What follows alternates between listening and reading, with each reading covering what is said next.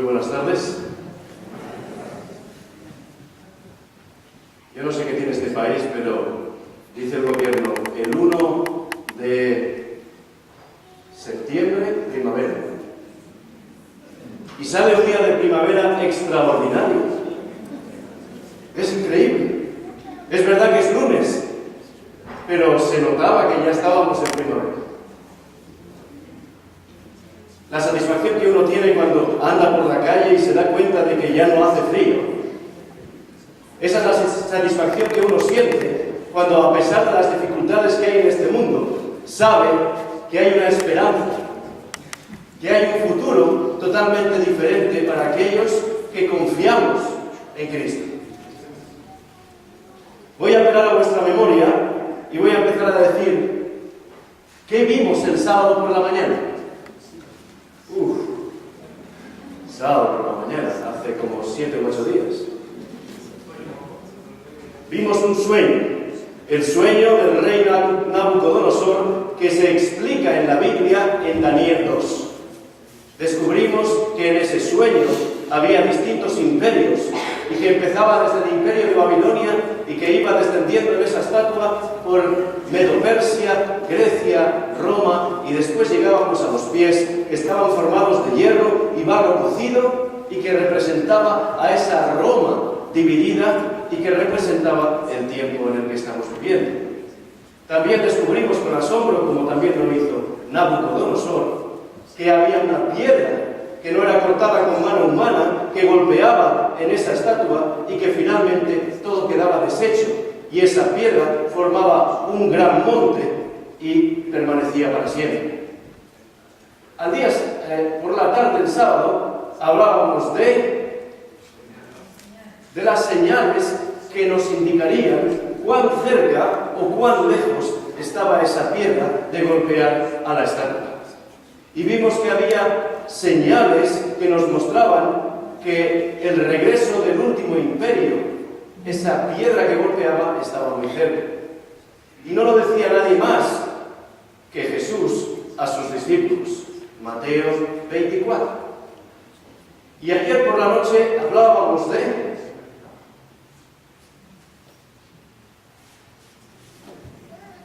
yo veo aquí muchas caras que ayer estaban. Así que no se escondan como diciendo a mí que no me mire, porque yo os veo a todos. Hablábamos ayer de que queríamos descubrir qué simbolizaba esa piedra. Y descubrimos que Daniel 7 es paralelo a Daniel 2. Y que si Daniel 7 está explicando algo que Daniel 2 nos ha dicho, querría decir, y estoy citando a la Biblia, querría decir que esa piedra no cortada con mano humana era la venida del Hijo del Hombre.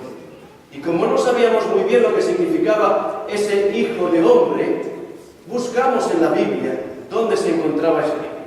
Y descubrimos que Jesús era uno de los que más lo utilizaban como el título preferido para referirse a sí mismo.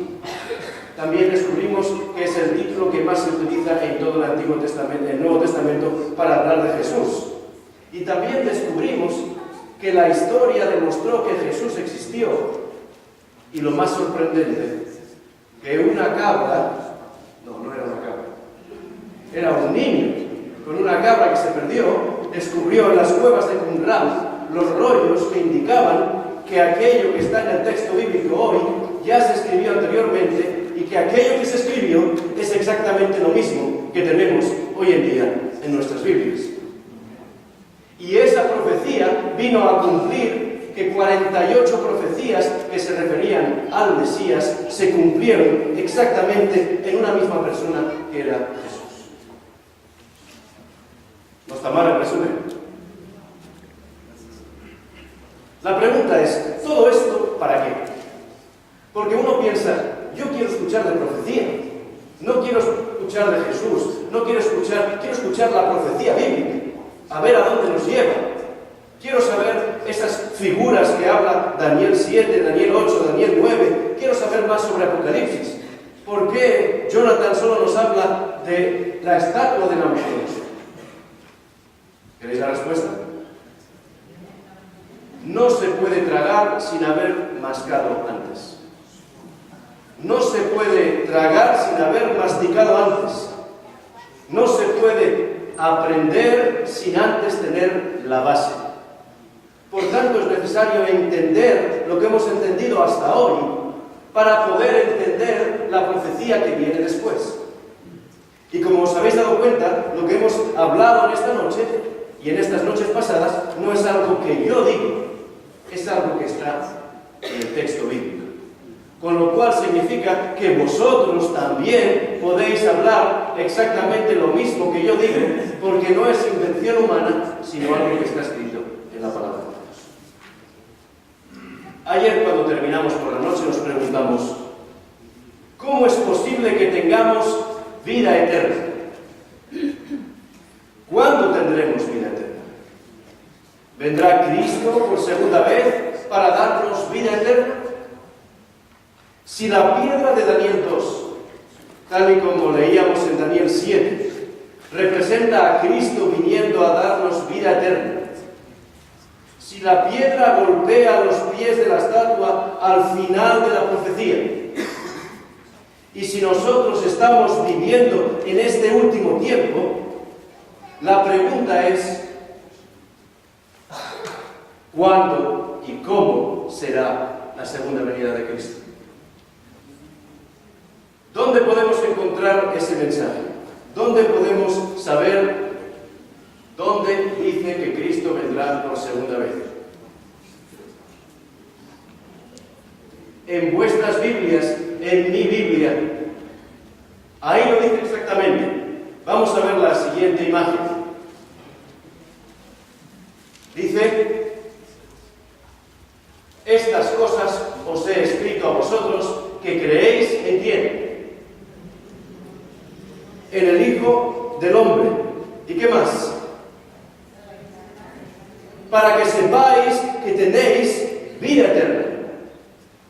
Así terminamos. Sabíamos que tenemos vida eterna, pero Él mismo se lo dijo a sus discípulos y nos lo dice también a nosotros.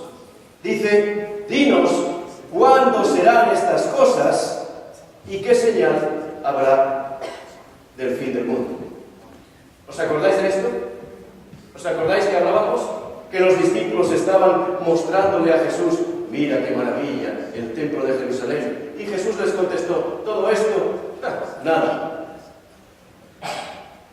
Será destruido, será eliminado. Y ellos se preocuparon y dijeron: ¿cuándo serán estas cosas? ¿Qué señal habrá de tu venida? Con lo cual ellos sabían que Jesús volvería por segunda vez y del fin del siglo. La pregunta es: ¿coincidirá su venida con el fin del mundo? ¿Cómo va a terminar este mundo en el que vivimos? Después de estas 3 sesiones de conferencias ya tendríamos que tener un poco la respuesta clara. ¿La tenemos clara? Hace algunos años, Philip Adams escribió un artículo en The Weekend in Review titulado «Es ahora el Apocalipsis, pero ¿cómo será?». Y él presentaba 10 escenarios posibles de lo que la gente piensa de cómo va a terminar el mundo. Probablemente algunos de los 10 que van a aparecer ahora, vosotros diréis: eso lo he escuchado yo. O incluso eso yo he pensado que puede ser así. Y hoy vamos a descubrir si realmente esa es la manera en cómo terminará este mundo o hay otras posibilidades. Empecemos. Opción número 1. Hubo gente que dijo que este mundo terminará por un ataque terrorista o un ataque biológico. Segunda opción. Unos supergérmenes nos eliminarán a todos. Todo esto por el miedo de las infecciones que hoy en día tanto preocupan a las naciones y de lo que hablábamos el sábado por la tarde. Siguiente, el incremento del agujero de la capa de ozono. Esto fue una preocupación no hace tantos años. Y yo sé que en este país la rotura de la capa de ozono afectó duramente y se incrementaron las temperaturas, hasta que posteriormente la capa, el agujero en esa capa, se redujo. ¿Cuál es la siguiente opción? El agotamiento del oxígeno asfixiándonos todos. No habrá suficiente oxígeno para todos. Otra opción, la caída de asteroides provocando maremotos. ¿Por qué dicen algunos científicos que ya cayeron en el pasado asteroides y que ya provocaron maremotos? ¿Cuál es el siguiente? La bioingeniería genética terminará con nosotros, porque estamos modificando los genes de la fruta, de la verdura, de los animales. ¿Cuántas y cuántas veces habéis escuchado a la abuela decir, en mi tiempo, la sandía, no sé cómo se llama en nuestro país, sandía? Estaba preocupada ella. La sandía tenía pepitas o pipas, y ahora no tiene. La uva tenía, ¿cómo le llamáis? Eso. Y ahora no tiene. La soja es transgénica, los cereales son modificados genéticamente, los melocotones, los duraznos, no son como antes, y así podríamos continuar una larga lista. Así que hay personas que piensan que la bioingeniería finalmente terminará con nosotros y se vendrá en contra nuestra. Siguiente. Bueno, hay personas que piensan que los extremistas religiosos provocarán el fin. Estados Unidos está preocupado por Irán ahora mismo, ¿verdad? Porque los extremistas islámicos están haciendo más ruido del que solían hacer. Y piensan que como todos son islámicos, todos caerán en el extremismo y podría ser un problema grande para el mundo, y alguno que no esté sensato podría podría causar algo grande. ¿Cuál es el siguiente? La desintegración social y la limpieza étnica. Y cuando uno piensa eso, automáticamente piensa en aquellos que murieron trágicamente en el Holocausto, ¿verdad? Donde se eliminaron 6 millones de judíos. Pero después de eso, ha habido otros casos de genocidio. En Camboya, en Bosnia, en Serbia, en Croacia y últimamente en Ruanda. ¿Será que eso será global y por tanto es una amenaza para el mundo entero? ¿Cuál es el siguiente? El exceso de población y la carestía de alimentos. Llegará un momento que somos tantos que no habrá alimentos para todos. Esa es otra preocupación. Y así lo pusieron aquellos que fueron entrevistados para saber cuál sería la razón por la que ellos creen que terminaría este mundo. ¿Y cuál es el décimo? Bueno, lo veíamos sábado por la tarde. El hambre y también la sed por agotamiento de los recursos naturales tan precarios como pueda ser el agua, la contaminación por los vertidos dañinos, etcétera, etcétera. Estas son las 10 causas o escenarios que este hombre recogió. ¿Y sabéis cómo termina el artículo de Adams? Así mismo, que tenga un buen día. Y uno piensa, ¿cómo que tenga un buen día después de lo que me acabas de decir? No puedo tener un buen día. Casi dan ganas de contestarle a él que usted tenga también un buen día. Tristemente, Philip Adams no mencionó el escenario número 11. Y el escenario número 11 por el que el mundo tal como lo conocemos realmente va a terminar, según venimos estudiando en estas conferencias. ¿Sabéis cuál es el escenario número 11? Vamos a verlo.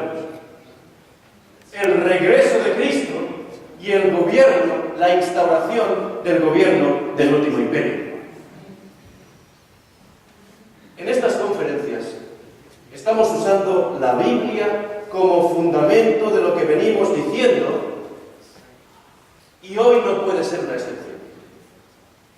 No es algo, y vuelvo a repetir, no es algo que dice un servidor. Es algo que dice la palabra de Dios. Tan solo estoy leyendo lo que está en ella. El regreso de Jesús es uno de los temas más mencionados en la Biblia. ¿Estamos listos para iniciar nuestro estudio? Vamos a empezar.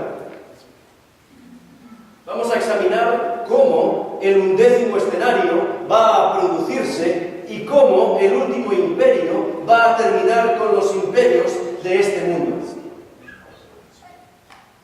Veíamos hace unos minutos que los discípulos le preguntaron a Jesús, junto a otras dos preguntas: ¿qué señal habrá de tu venida? Eso quiere decir que estaban convencidos de que Jesús vendría por segunda vez. Pero la pregunta que está detrás de todo eso es: ¿por qué Cristo va a volver por segunda vez? ¿Y para qué ha de volver por segunda vez? ¿Tenéis respuesta a esas preguntas? ¿Por qué Cristo va a venir por segunda vez y para qué?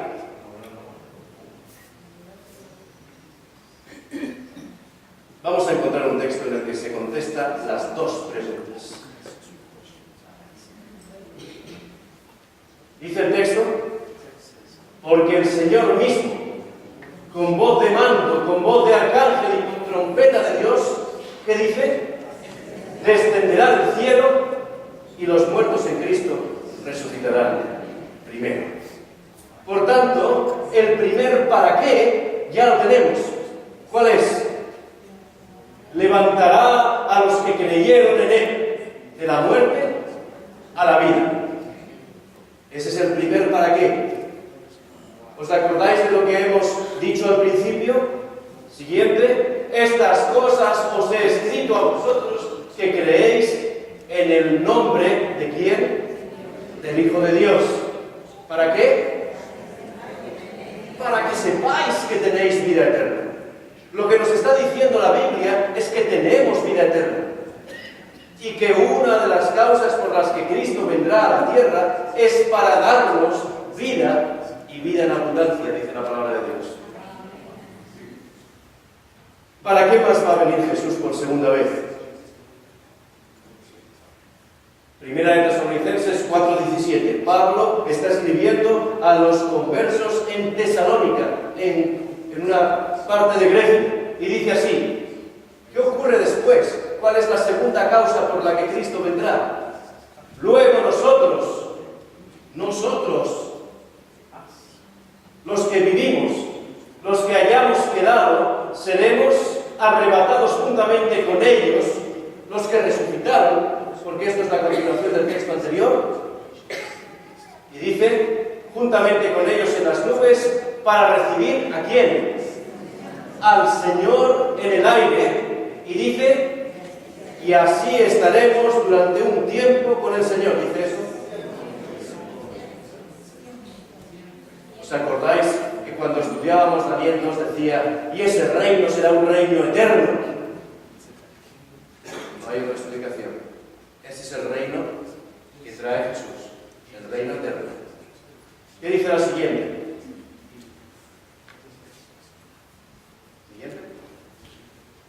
Por tanto, si sumamos a lo que hemos dicho antes, la segunda causa por la que Cristo viene es, en primer lugar, levantará a los que creyeron en Él de la muerte a la vida. Por tanto, resucitará a aquellos que creyeron en Él. Si os acordáis de lo que decíamos en la anterior charla, decíamos exactamente lo mismo. Si Él resucitó, nosotros también podemos resucitar. Si Él venció la muerte, nosotros también podemos tener vida eterna. Y la segunda causa era reunir a los creyentes que fueron separados por la muerte. ¿Cuántos de nosotros nos hemos separado de nuestros seres queridos por culpa de la muerte? Y confiamos y anhelamos en la promesa que está en la palabra de Dios, que dice que un día, tal y como hemos leído, resucitarán, y nosotros los que estemos nos uniremos a aquellos que perdimos en el camino. Eso es lo que dice la Biblia. Qué reunión más maravillosa. Yo no puedo esperar para ver a los seres amados. ¿Cuántas y cuántas injusticias hemos vivido en este mundo? Amigos que, como decimos nosotros, no merecían morir y que han muerto en un accidente de tráfico. O que un cáncer galopante se los ha llevado rápidamente. O un hijo pequeño que todavía no sabía distinguir entre su mano derecha y su mano izquierda y falleció. ¿Os podéis imaginar el momento en el que resucitan esas personas? Y los que estamos vivos podemos ver que realmente de nuevo podemos estar juntos, pero no solo por un tiempo en este mundo, sino para siempre. Es por eso que el último imperio es diferente a todos los demás. No se puede comparar. Va a ser un día increíble, va a ser un día sorprendente. ¿Para qué más va a venir Jesús por segunda vez? El texto bíblico dice lo siguiente: he aquí os digo un misterio. No todos dormiremos. Y ya sabéis que en la Biblia el dormir lo asemeja a la muerte. Si os acordáis, cuando los discípulos le dijeron a Jesús: Lázaro ha muerto, ¿qué contestó Jesús? No ha muerto, sino que duerme. Porque para el Señor la muerte es un sueño. Exactamente cuando nosotros nos vamos a dormir y cerramos los ojos, y para los que no tienen insomnio, a los 3 segundos, mi esposa se molesta. Se molesta porque empieza a hablarme y yo a los 3 segundos estoy ya frito. Y cuando uno es joven, yo sé que cuando uno se va haciendo mayor hay más visitas al baño y todas estas cosas, pero cuando uno es joven, se despierta a la mañana siguiente y para él no ha pasado tiempo. ¿Cierto? Así es como Dios muestra que es la muerte. Nos dormimos y nos despertamos cuando Cristo venga en las nubes de los cielos. No todos dormiremos, pero todos seremos transformados en un momento, en un abrir y cerrar de ojos, a la final trompeta. Y dice, porque se tocará la trompeta. Y los muertos serán resucitados incorruptibles y nosotros seremos transformados. A mí me parece esto extraordinario. No tendremos arrugas, no tendremos defectos, correremos y no nos cansaremos. No nos sentiremos cansados, no nos sentiremos chasqueados, fatigados. Ya no se necesitarán sillas de ruedas para los niños, para los jóvenes que han vivido unidos a una silla durante toda su vida. Correrán como el viento, con cuerpos que no se fatigan ni se cansan. Pero no penséis que el texto termina ahí. Vamos a poner la siguiente. ¿Qué dice el texto?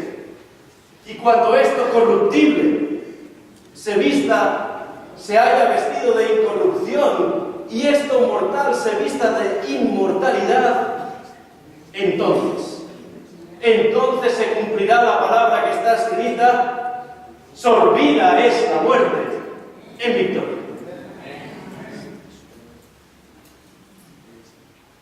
Esto significa que en este último imperio ya no habrá muerte, ni enfermedades, ni dolencias, no habrá hospitales, ni asilos de ancianos, porque la vida que Dios tiene preparada para nosotros no es temporal.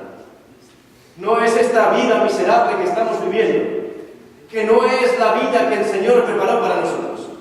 Y mañana descubriremos por qué. La vida que nos tiene preparada es una vida eterna. Y yo quiero vivir esa vida eterna. ¿Cuántos de vosotros estáis dispuestos a vivir esa vida eterna? Pues el último imperio está por venir, está muy cerca. Por lo tanto, el tercer para qué está claro. nos dará cuerpos nuevos para disfrutar de una vida eterna plena. No lo olvidemos, una vida eterna en un reino eterno. ¿A quién le gustaría estar en ese reino? ¿A quién le gustaría vivir por siempre en el último imperio? ¿Os acordáis de lo que le dijo Jesús a Poncio Pilato cuando le preguntó si era el rey de los judíos? ¿Qué contestó Jesús? Mi reino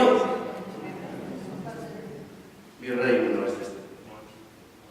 Porque si mi reino fuera de este mundo, ¿os acordáis del texto, verdad? Pero él dice, mi reino no es de este mundo. Y ahora mi pregunta es para vosotros, ¿vuestro reino es de este mundo? ¿Qué nos dice la Biblia? Mas nuestra ciudadanía está ¿dónde? En los cielos. Aquí estamos de paso. Que nadie os engañe. Esta vida es temporal. La vida que vivimos aquí es muy mísera. Cuando uno parece que está empezando a ver las cosas bien, empiezan las enfermedades, las dolencias. El cuerpo ya no responde a lo que respondía antes. La mente quiere llegar, porque la mente es joven, pero el cuerpo no. Recuerdo cuando jugaba al fútbol. A veces lo hago también. Recuerdo cuando estaba en España y yo quería jugar al fútbol con los jóvenes. Cuando uno quiere jugar al fútbol con los jóvenes, ya sabe lo que va a pasar. Vas a estar sacando la lengua todo el rato. Vas a estar persiguiendo la pelota todo el rato. Porque la habilidad, la rapidez, ya no está. Y me acuerdo perfectamente que yo corría hacia adelante y decía, pasa, pasa, pasa, pasa, pasa. Y me la pasaban. Pero luego yo no llegaba a cogerlo. Y me decían, Jonathan, ¿para qué la pides si luego no la coges?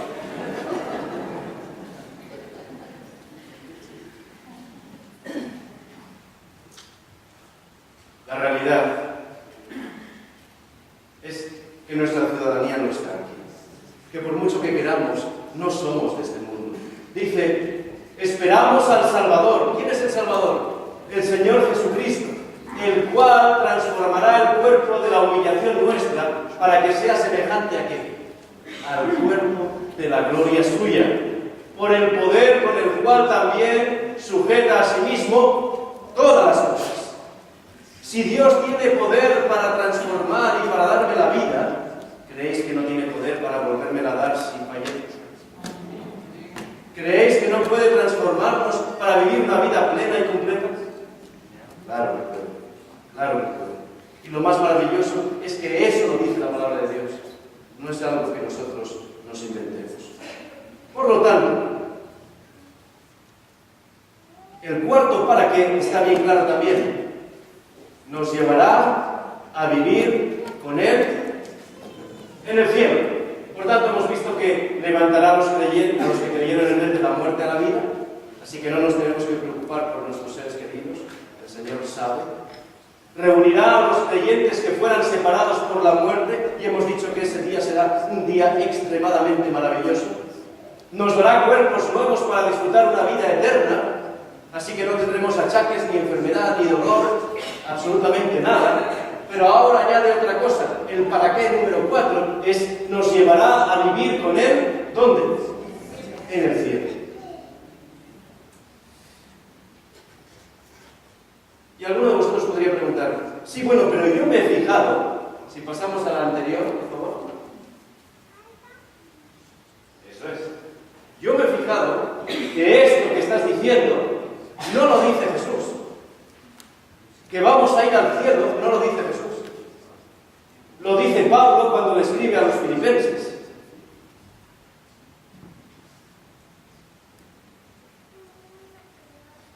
Yo preferiría que lo hubiera dicho Cristo, porque hemos estudiado que todo lo que Él profetizó, ¿qué pasó con lo que profetizó Jesús?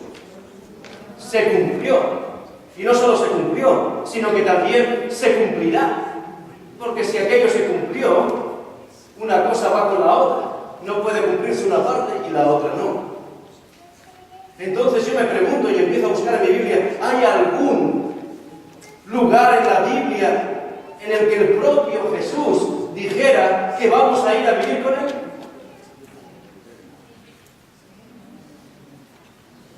Yo estoy escuchando mucho sí, sí, sí, pero a mí no me sirve el sí, sí, sí. Me sirve que me digáis, ¿dónde?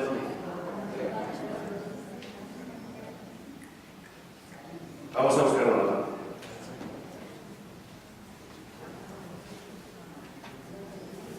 ¿Quién dijo esto?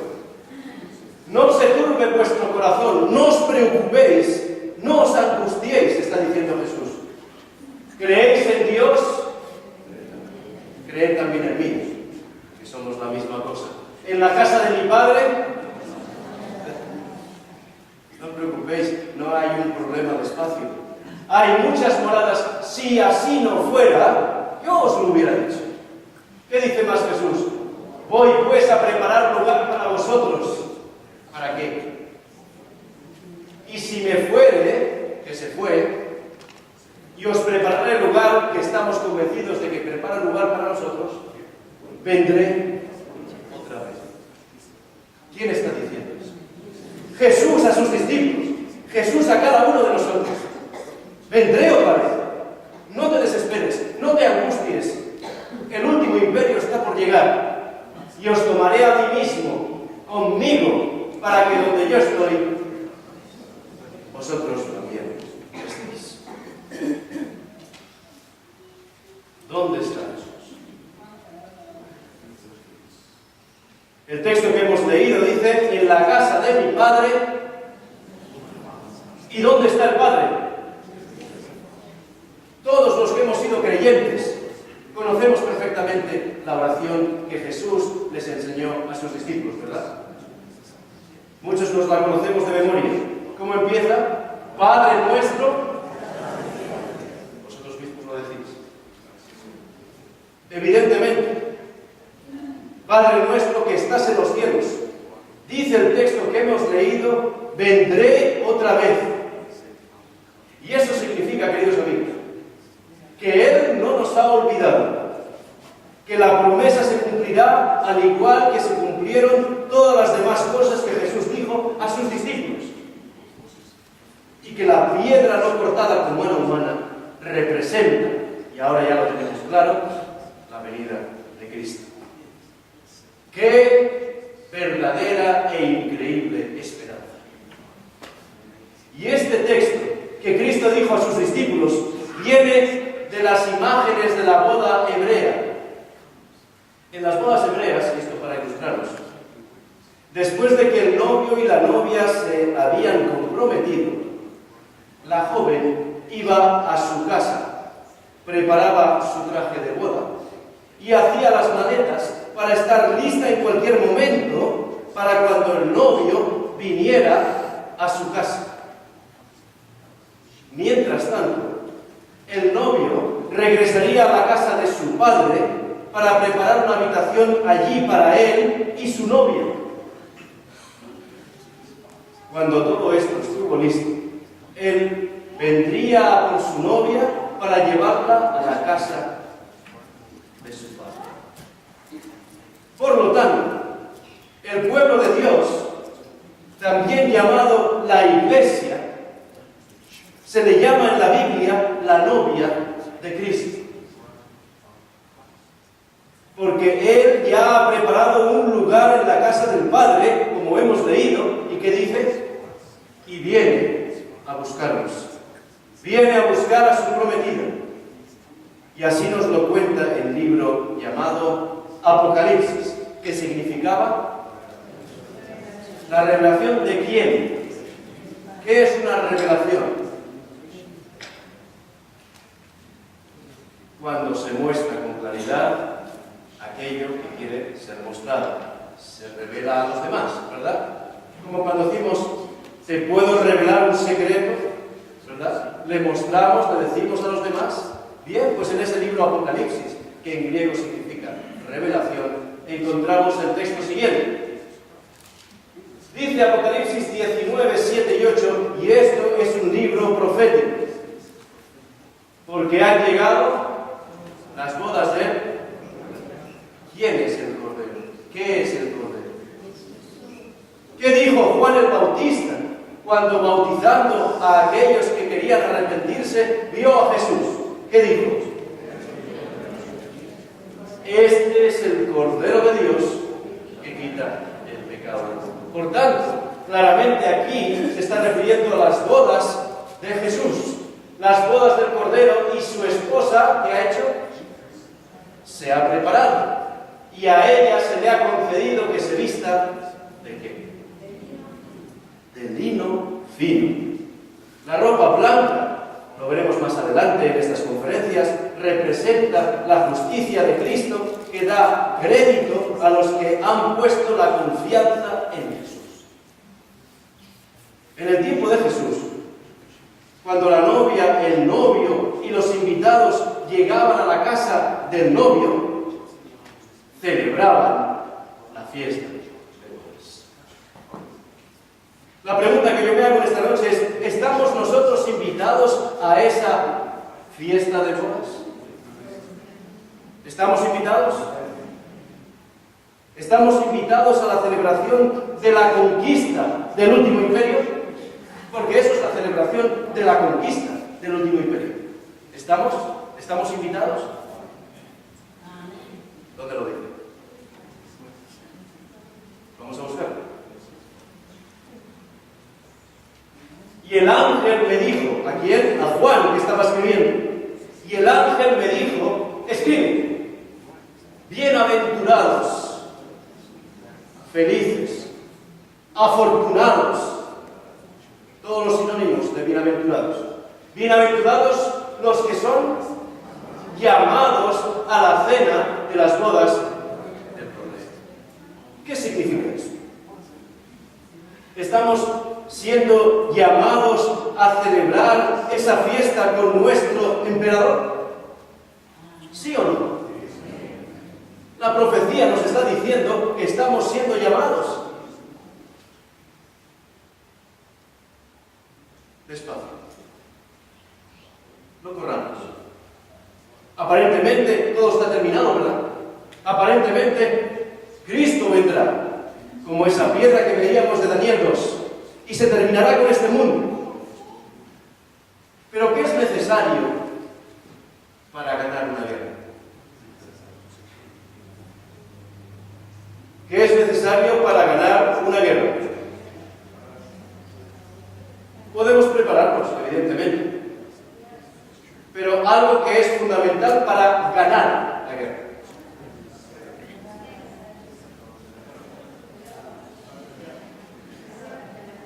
Yo escucho, pero no es la respuesta.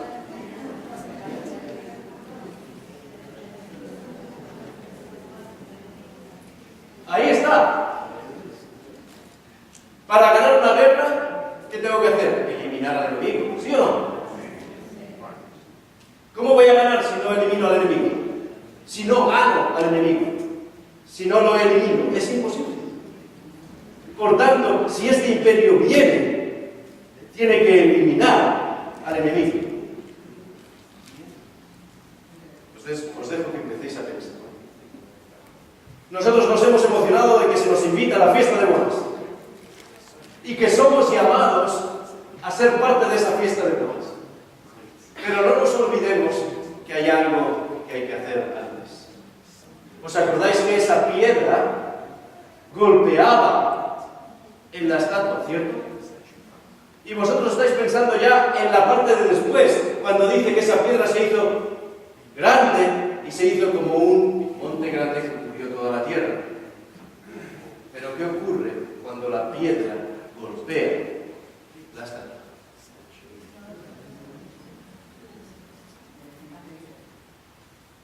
Necesitamos entender que las guerras se ganan derrotando a los enemigos. ¿Quedamos claros con eso? Bueno. Necesitamos entender que nuestro emperador tiene que librarnos de nuestros enemigos. ¿Sí o no? Antes debemos entonces entender por qué, quinta razón, Jesús vendrá por segunda vez. Vamos a verlo. En Apocalipsis 19, texto que hemos leído, varias partes de él, se utiliza la imagen de un rey que va a la guerra en un caballo para luchar y liberar a su pueblo cuando se representa a Cristo viniendo a rescatar a su pueblo. Veamos lo que dice el texto que revela a Jesucristo. Por si tenemos alguna duda de quién es nuestro emperador. Porque han llegado las bodas del Cordero y su esposa se ha preparado. La pregunta que yo hago a cada uno de nosotros es: ¿estamos preparados? Gracias a estas conferencias podemos estar preparados para la venida de Cristo. Porque esa es la primera parte del texto. Y ahora viene la siguiente. ¿Qué dice más?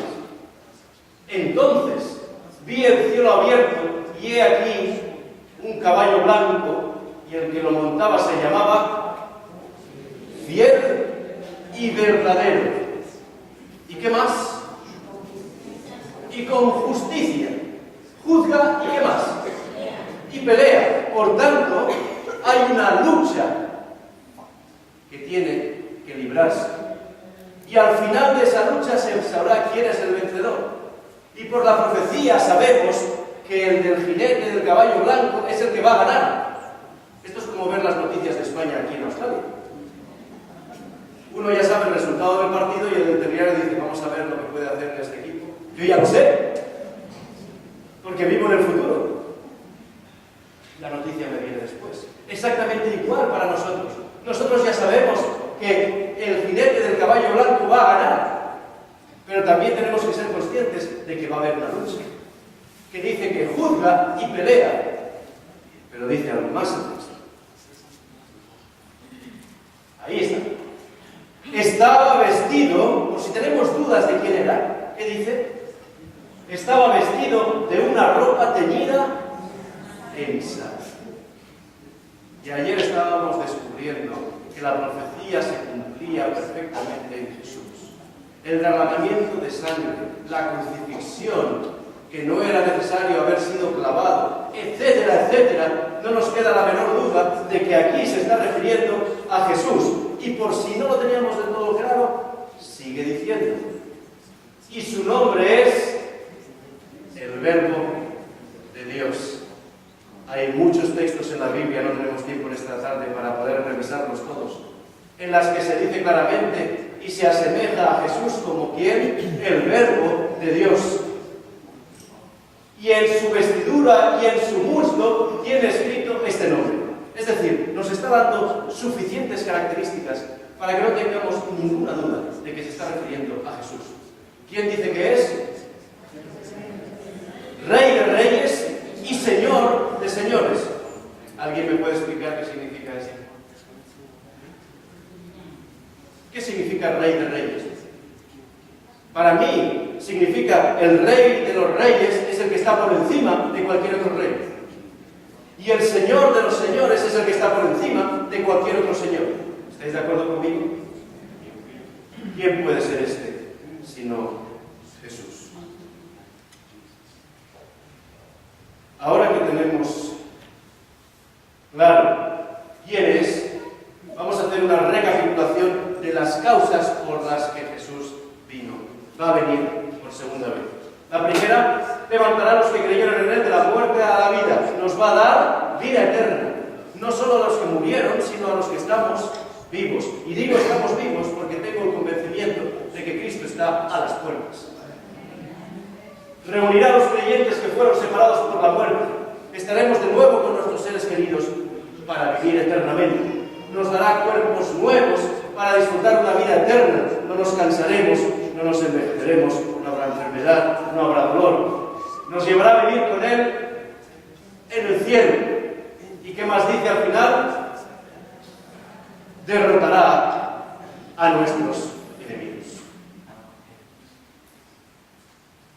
Ahora que tenemos claro las 5 razones por las que vendrá Jesús por segunda vez, la pregunta que quizás te han puesto corazón es: está bien, Jonathan, ya está claro que va a venir por estas razones tal como dice la palabra de Dios, pero ¿cómo vendrá? Porque eso sí que nos preocupa. porque hemos escuchado muchas cosas sobre cómo va a venir Jesús. Y queremos saber lo que dice la palabra de Dios. Y yo os digo que será el show más fantástico de luz y sonido que se haya podido presenciar nunca antes en la tierra. Y vosotros diréis, wow, Jonathan, eso suena increíble.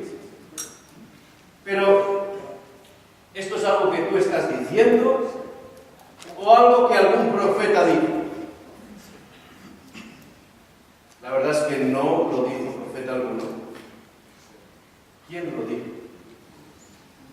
Lo dijo Jesús mismo en Mateo 24. ¿Os acordáis de cuando hablábamos el sábado por la tarde que habría señales? Pestes, hambres, guerras, rumores de guerras. Todo eso. ¿Os acordáis?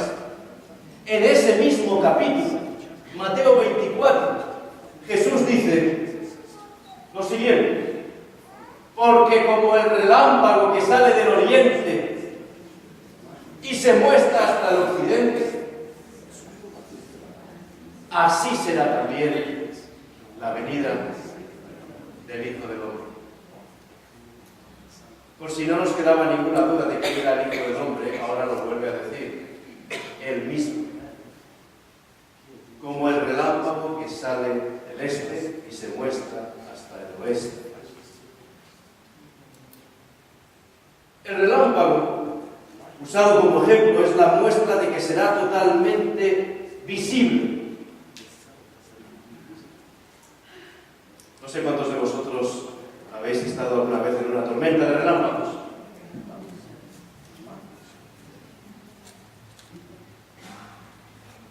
Podéis enterrar vuestra cabeza en la almohada. Podéis cerrar las puertas, las ventanas, las contraventanas, las cortinas. Y aún así, veréis el destello del relámpago. Esa es la manera en que el Señor quería mostrar que todo el mundo lo podría ver, que sería totalmente visible. Pero otra pregunta que se hace a las personas es, sí, está bien, pero ¿lo verá todo el mundo?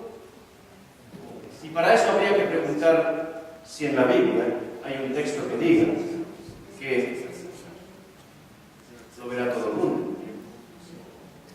Dice Dios específicamente, o más concretamente, dice Jesús específicamente que todo el mundo lo podrá ver al mismo tiempo. Veamos. Dice Apocalipsis 1:7. Juan está hablando del Hijo del Hombre y dice claramente, he aquí viene con las nubes. ¿Y qué dice más? Y todo ojo lo verá. Por eso Jesús, cuando hablaba a sus discípulos, les decía, no os creáis nada de falsos cristos ni falsos profetas. Habrá personas que os dirán, mira, apareció por aquí, mira que está en esta parte, mira que está en la otra parte. ¿Y qué dijo Jesús? No les hagáis caso, no los creáis. Y ahí es cuando utilizó el texto que hemos leído antes, porque como relámpago que sale de oriente y se muestra hasta el occidente, así será la venida del Hijo del Hombre. Y ahora cuando descubrimos el libro de la revelación de Jesucristo, por si teníamos alguna duda, ya desde el primer capítulo 1, versículo 7, he aquí viene con las nubes y todo ojo le verá. Estamos hablando de la vista. Pero dice Jesús a sus discípulos que también se oiría. Veamos si lo dice. Entonces aparecerá la señal del Hijo del Hombre en el cielo. Y entonces lamentarán todas las tribus de la tierra y verán al Hijo del Hombre viniendo, ¿dónde? Sobre las nubes del cielo, con poder y gran gloria, exactamente igual que esa piedra que venía uniéndose y ¡pah! Totalmente destruido. Ese poder, esa gran gloria, esa es la que manifestará Jesús cuando llegue. ¿Y qué dice más el texto?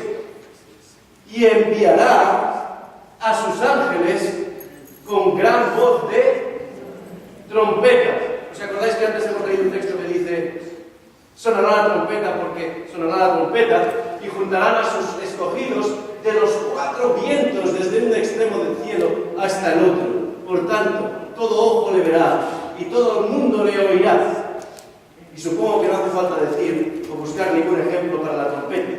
No sé cuántos de vosotros habéis tenido un vecino que toque la trompeta. Yo sé que hay aparatos de esos que se ponen ahí, en donde sale el aire, para que no se oiga. Pero a estos tipos les gusta que les oigas. Y uno no puede evitar escuchar la trompeta. Por tanto, cuando la Biblia dice con voz de mando, con voz de arcángel, con trompeta de Dios, es porque todo el mundo lo oirá. Hay muchas personas que piensan, y supongo que es importante recalcar, que la venida de Jesús fue secreta. Es más, yo recuerdo haber leído un libro en el que se contaba que Jesús volvió y luego vivió como un ermitaño en Cachemira, en la India, y ahí murió. Hay otros que dicen que Cristo ya ha venido a esta tierra. ¿Os acordáis del texto? Si dicen, mirad que está allí, no lo creáis. Mirad que ha aparecido, no lo creáis. Incluso aunque digan, ha aparecido en televisión, ha aparecido en el internet, la Biblia no está diciendo eso. Y yo creo que hemos leído un texto suficientemente claro para ello. Esto no es una venida secreta. A mí no me lo parece, al menos. El relámpago que se muestra de oriente a occidente, las trompetas, a mí no me parece nada secreto.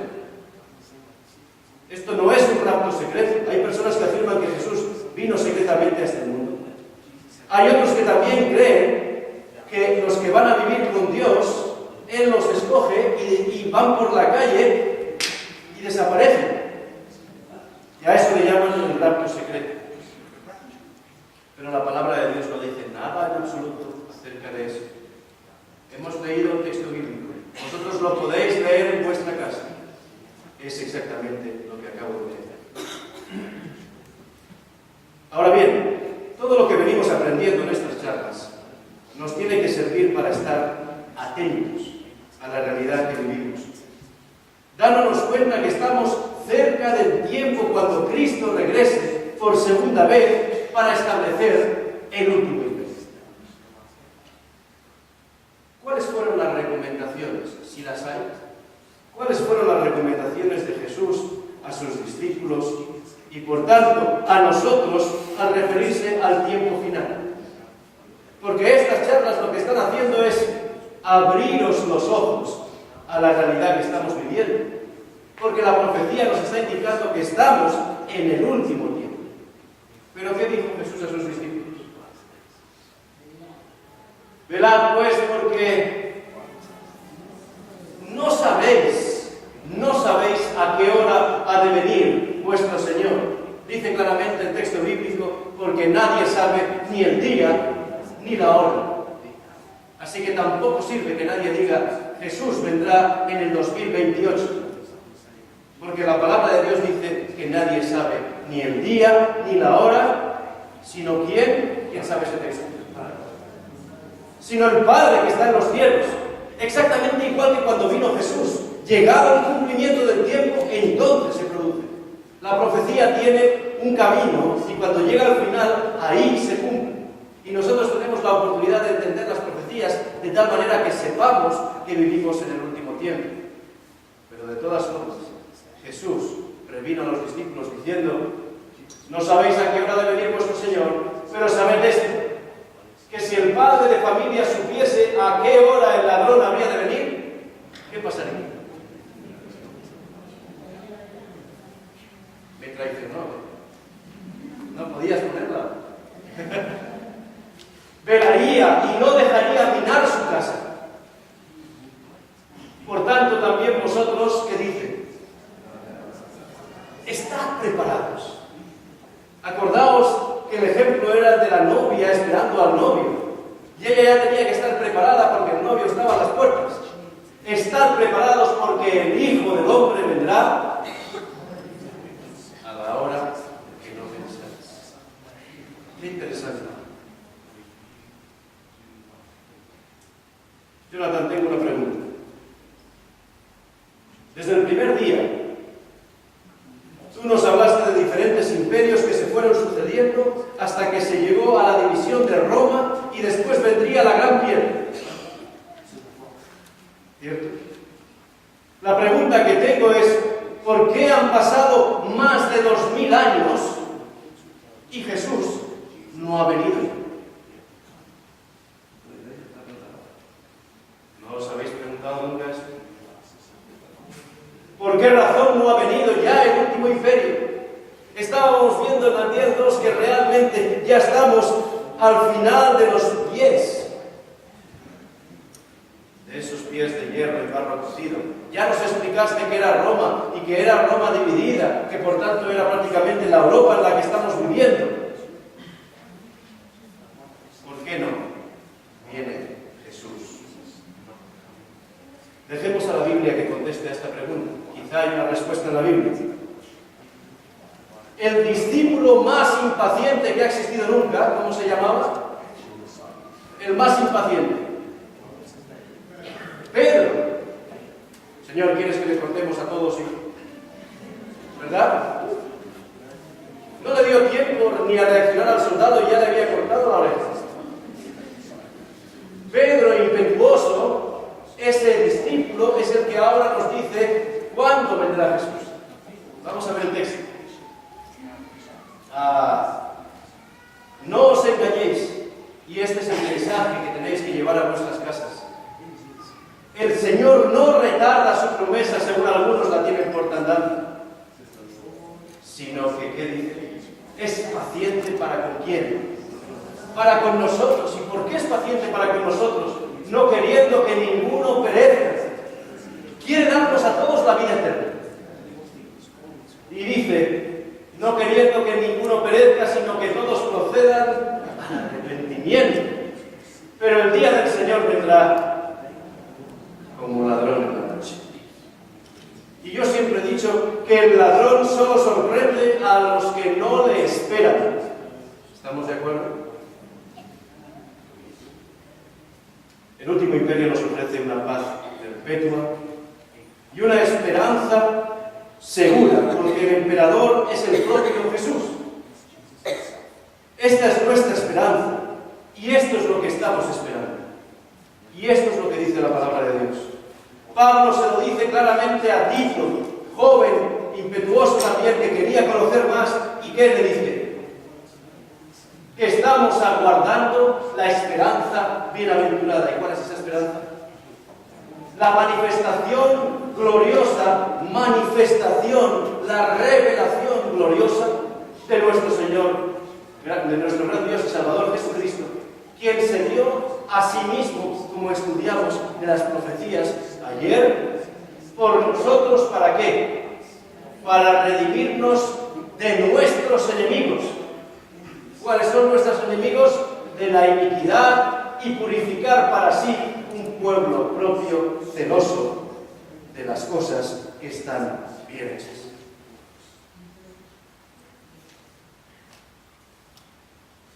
Aguardando la esperanza bienaventurada.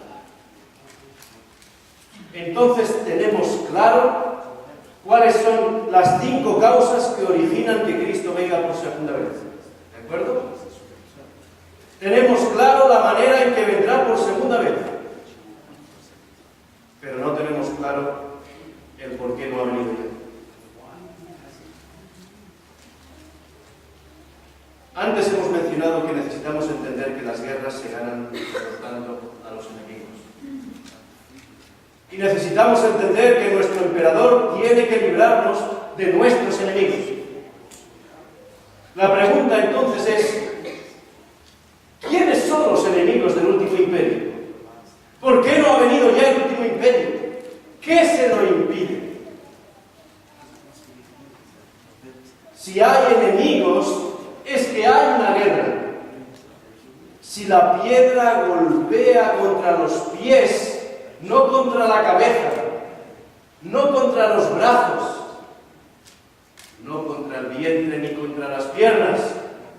La piedra golpea en los pies de hierro y barro cocido. ¿Significa eso que la guerra es en contra o va en contra el imperio anterior al último imperio? Estamos hablando de dos imperios enfrentados. ¿Desde cuándo hay dos imperios enfrentados? El que viene y vence y el que viene y el que está y es vencido.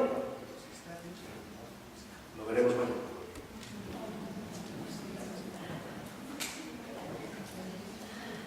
Quiero que inclinemos nuestros rostros para rezar.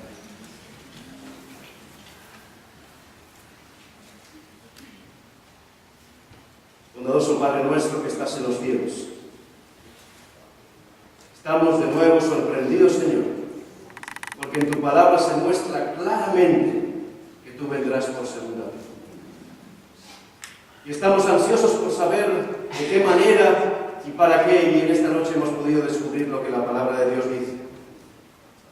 Pero queremos que vengas pronto. Y nos damos cuenta al estudio de la palabra que hay dos imperios enfrentados, el que llega y destruye y el que es destruido por el que llega. Queremos, Señor, conocer más sobre esos dos imperios y queremos conocer más sobre ti y estar preparados para cuando tú vengas. Ayúdanos, Señor, a entender cada día mejor la Biblia. Te lo pedimos todo.